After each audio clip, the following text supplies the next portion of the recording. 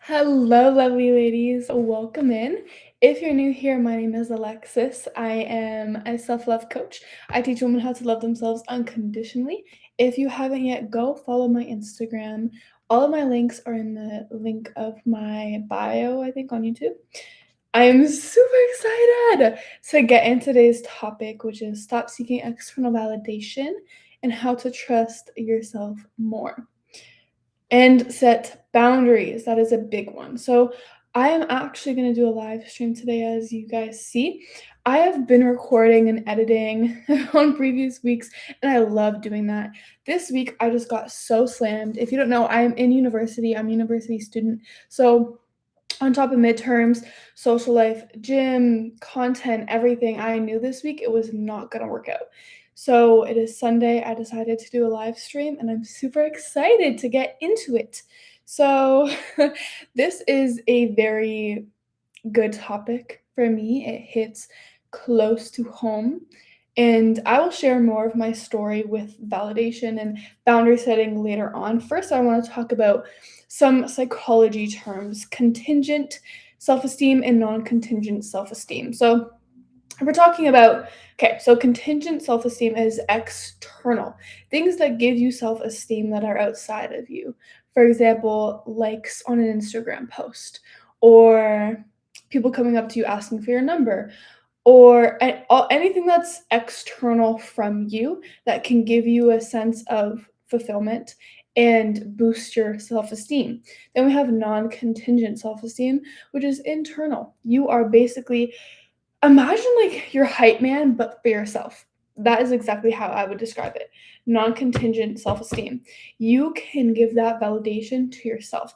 And the reason why I use these two terms, contingent and non contingent self esteem, is because the reason why we look for validation is when we feel a low sense of self esteem or self worth or low sense of confidence, especially external to us. Because imagine you had a very, very low confidence. Are you going to go to yourself to get that confidence? No, you feel you need to go somewhere else to prove to yourself, okay, I can be confident. Okay, I can have a good self esteem. Okay, I can be whatever. Pretty much. The thing is with external validation or with non contingent self esteem is that it's never enough. It will never fill you and will always leave you feeling like you need more. When I am talking to my clients about this specifically, I will relate it to a drug. It is addicting, but there's also the withdrawal. Imagine this: you're somebody who ties your self esteem to how many likes you get on Instagram. In one post, it doesn't get that many likes. So you go into a spiral of, oh my goodness, do they not think I'm good enough anymore? Do they not think I'm pretty enough? And you lose your confidence because of this. It is never fulfilling. Never ever fulfilling if you need that constant external validation. That is why I say needing external validation is like a drug. Literally, it is like a drug. So, here is my specific journey with validation. Okay. It is a lot to talk about. There's a lot to talk about. I don't even know where to start, to be honest. I have constantly sought validation ever since I was younger. I would people please like no other. I remember in very like elementary school, I would bring candy to school just so people liked me. And I had friends. I would just always feel this like need of being liked by people, being accepted. And honestly, when you go back to the history or evolution of humans, it's pretty basic need for everybody to feel accepted by another person. So it's not crazy, but the extent I went to was insane. And it wasn't only needing to be fulfilled by other people, like wanting friends and stuff like that. I had a huge need for external validation, specifically with men. Now, when I was younger, I had a not good relationship with my father that I'm so grateful for now because I've had the ability and have the ability to always heal from it and grow from it and teach women how to do the same. Okay.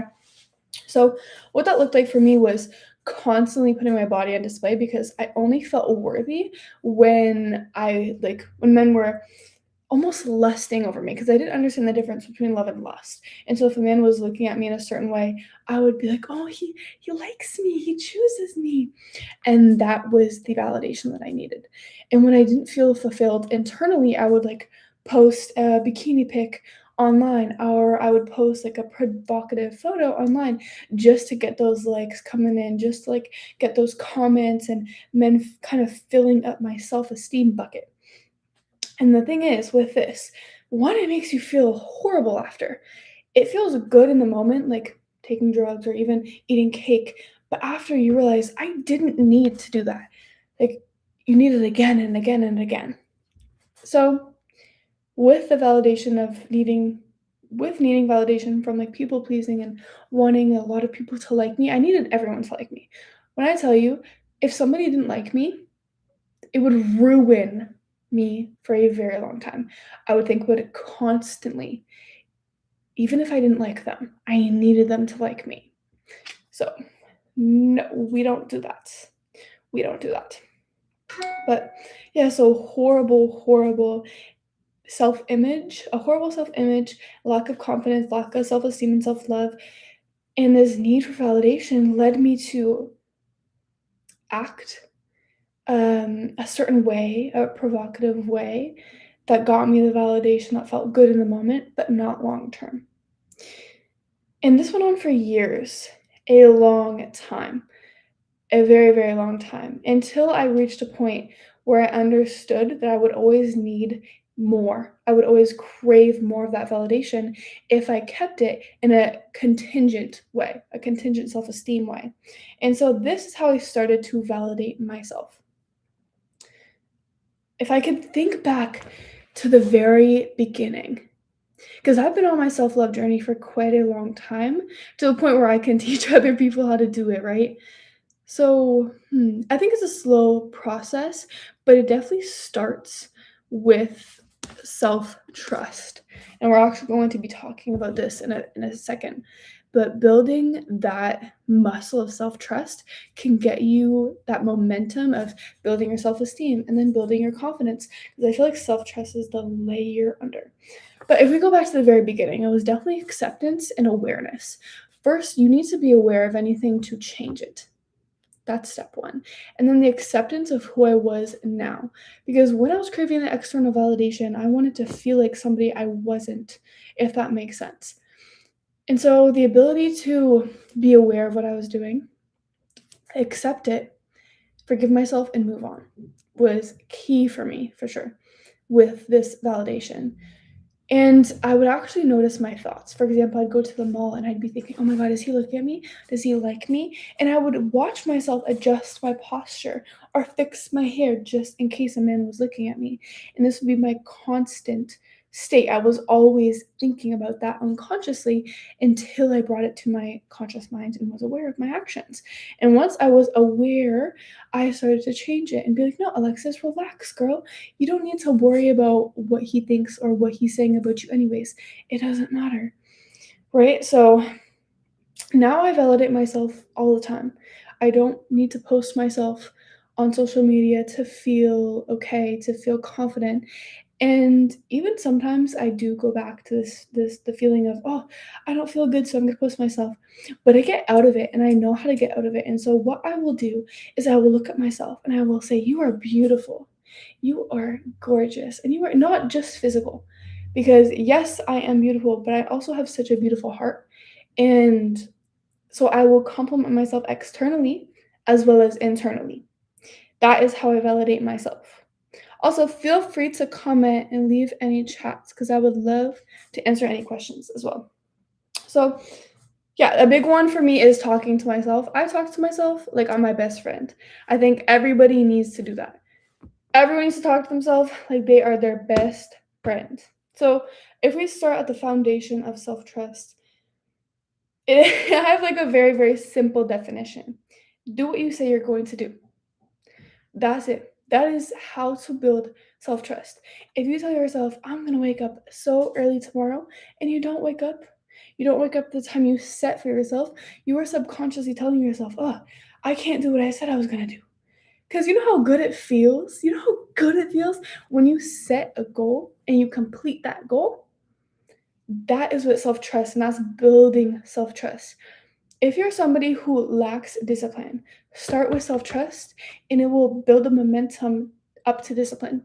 And if you're somebody who is disciplined, you understand what I mean by momentum. If you've been, okay, second year of university, I'm currently in third year of university. I had a goal for myself that I was going to wake up at 5 a.m. every day. For the first 2 weeks, it was so hard. It was very, very hard. I would sleep in, and even if I did wake up, I would often need a nap because of how exhausted I was. And this went on for 2 weeks, 2 weeks of me failing almost every single day. And every single day, I tried the next day over and over and over again until I started to actually get up. I started to get up. I started to say to myself, you know what, Alexis, we're going to do this. And when I got up, I made sure to pat myself on the back.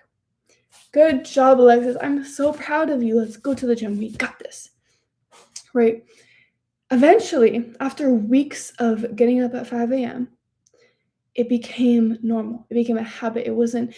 It never really, it kind of got easier, to be honest with you. Some people tell you, well, it's never easy. It's never easy. You know how I was doing this in the dead of winter? It was freezing outside. My bed was warm and cozy. It didn't get easier the fact of, oh, I want to stay comfortable, but it got easier in the fact that I was building momentum with creating a habit. And it brought me so much fulfillment every single day when I could say, I woke up at the time I told myself I was going to wake up at. And I did the things I told myself I was going to do. And that's really how to build self trust. And so now I kind of want to talk to about boundaries and how to set boundaries. I want to make a video specifically on boundary setting because I've had a journey with boundaries. It's been a long journey. But the first thing I want you to understand is that setting boundaries for yourself is actually respectful to the other person. We think, oh, I don't want to hurt their feelings. I don't want to be annoying. I don't want to be a hindrance on them. The thing is, imagine this scenario. You're with your best friend, and your best friend keeps calling you stupid. Oh, you're so stupid. But they say it as a joke. They don't mean intentionally to hurt you, but it does. It does hurt you. And every time they say, oh, you're so stupid, it stings. And it starts to build resentment. It starts to build resentment to the point where you start retaliating or you slowly start backing away because you're thinking in your head, why are they calling me stupid? And you have all these excuses and scenarios going on. If you had just set the boundary in the beginning, hey, I love you and I know you don't mean this in a negative way, but it really hurts my feelings when you say I'm stupid. Imagine you had just set that boundary from the beginning. It would allow you to respect yourself, but also respect them because you're respecting them by not building this resentment against the other person. So boundaries are important to respect yourself and others. Okay. It also shows them how you want to be treated. Sometimes I say that boundaries are not only things that you have to share with people, they're an energy you carry. There's certain people that you don't play with. If you understand what I'm saying. I know it sounds funny to say this, but there's certain people who you can tell they're confident. They walk with that magnetism. They walk with confidence, and you don't want to kind of like bully them. Self-esteem is not only something that you have in your head. It's something that other people can feel on you. Okay? Tone also matters with setting boundaries. I've struggled with this my whole life. I'm a very blunt person. I'm a very direct person. I say it how it is. Even this example I used previously. Hey, I know you don't mean harm, but please, I would rather you not call me stupid. That is not something I would say if I was just saying it for myself as well. There's always room to learn. But if somebody had called me stupid, I would say, don't call me stupid. And so I myself am learning tone, to be honest with you. But The reason why tone is so important is because naturally humans get extremely defensive. We want to be right. We want to be the best versions of ourselves constantly. And so when someone's telling you, "Hey, this hurt me," we automatically go in the defensive because it might not be our intention to hurt that person, but we still hurt them. So that is something I'm trying to learn as well, is the tone in which I set boundaries. Because I've accidentally caused a lot of arguments with the tone I used, even though it wasn't meant to be rude.